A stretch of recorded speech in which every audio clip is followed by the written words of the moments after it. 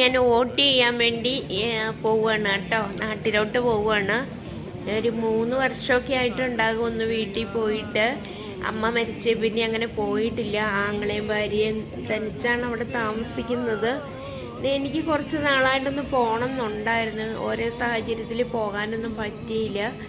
അങ്ങനെ എനിക്ക് കുറച്ച് നാളായിട്ടുണ്ടായിരുന്നു ഒരു യാത്ര വേണം, ട്രെയിനിൽ യാത്ര ചെയ്യുമ്പോൾ അവിടുത്തെ കാഴ്ചകൾ ഇങ്ങനെ പോകുമ്പോൾ ഒരു രസം.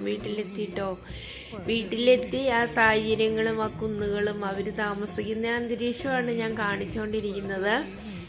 അങ്ങനെ വീട്ടിലെത്തി നാത്തൂൻ ദേ കണ്ടോണേ പേപ്പർ വായിച്ചുകൊണ്ടിരിക്കുകയാണ്. നാത്തൂൻ പേപ്പർ വായിക്കുന്നു, ആങ്ങളെ അപ്പുറത്തിരുന്ന് TV കാണുകയാണ്.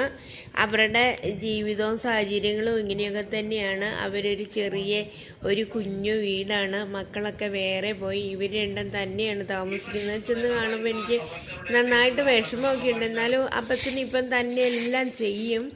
നാത്തും മിറ്റമൊക്കെ അടിച്ച്, ഇനി ആ മിറ്റമൊക്കെ അടിച്ച് കഴിഞ്ഞ് ഒരു കുളിയുണ്ട് ചൂടുവെള്ളത്തിൽ കുളിയൊക്കെ കഴിഞ്ഞിട്ട് ഇനി കുരിശ് വരാ പ്രാർത്ഥന അതൊന്നും ഞാൻ ഇടുന്നില്ല.